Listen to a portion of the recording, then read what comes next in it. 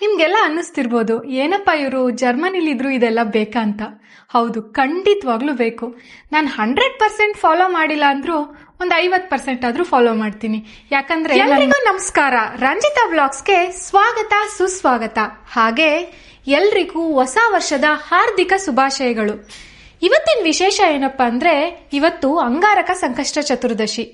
ಈ ಪೂಜೆನ ನಾನು ಜರ್ಮನಿಯಲ್ಲಿ ಹೇಗೆಲ್ಲ ಮಾಡ್ತಿದ್ದೀನಿ ಅಂತ ನೋಡೋಣ ಬನ್ನಿ. ಫಾರಿನಲ್ಲಿದ್ದರೆ ಕೆಲಸದವರು ಯಾರೂ ಸಿಗಲ್ಲ, ಎಲ್ಲವನ್ನೂ ನಾವೇ ಮಾಡ್ಕೋಬೇಕು. ಸೊ ಬೆಳಿಗ್ಗೆನೆ ಎದ್ದು ಎಕ್ಸಸೈಸ್ ಎಲ್ಲ ಮುಗಿಸಿ ಸ್ವಲ್ಪ ಡಿಟಾಕ್ಸ್ ಮಾಡ್ಕೊಂಡು ಕುಡಿದ್ಬಿಟ್ಟು ಕೆಲಸ ಸ್ಟಾರ್ಟ್ ಮಾಡಿದೆ. ಜಶ್ವಿನ್ಗೆ ಮತ್ತು ಶಶಿಗೆ ಬ್ರೇಕ್ಫಾಸ್ಟ್ ಪ್ರಿಪೇರ್ ಮಾಡಿ ಅವ್ರಿಗೆ ಕೊಟ್ಟು ಆಮೇಲೆ ಕ್ಲೀನಿಂಗ್ ಸ್ಟಾರ್ಟ್ ಮಾಡಿದೆ.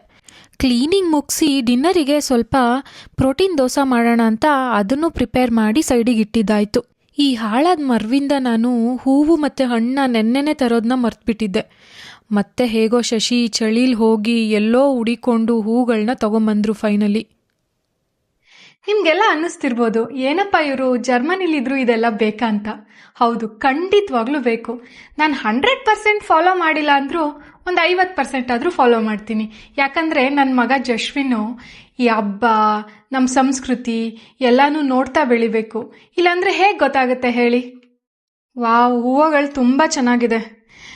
ಇವತ್ತು ಜರ್ಮನಿಲಿ ಪಬ್ಲಿಕ್ ಹಾಲಿಡೇ, ಯಾವ ಸೂಪರ್ ಮಾರ್ಕೆಟು ಓಪನ್ ಇರಲ್ಲ. ಅದಕ್ಕೆ ನನಗೋಸ್ಕರ ನಮ್ಮ ಯಜಮಾನ್ರು ಎಲ್ಲೋ ದೂರದಿಂದ ಹುಡಿಕೊಂಡು ಈ ಹೂವುಗಳನ್ನ ತಂದಿದ್ದಾರೆ. ನೀವು ಏನೇ ಹೇಳಿ, ಈ ಪೂಜೆಗೆ ತಯಾರಿ ಮಾಡೋದು ಒಂದು ರೀತಿಲಿ ಮೆಡಿಟೇಷನ್ ಇದ್ದಂಗೆ. ಕಷ್ಟ ಅಂತೂ ಯಾವತ್ತೂ ಅನಿಸಲ್ಲ, ಯಾಕಂದರೆ ಇದು ನಮ್ಮ ಸಂಸ್ಕೃತಿ. ಈ ಅಂಗಾರಕ ಸಂಕಷ್ಟಿ ಪ್ರತಿ ತಿಂಗಳು ಬರೋ ಸಂಕಷ್ಟಿಗಿಂತ ತುಂಬ ವಿಶೇಷವಾಗಿದ್ದು.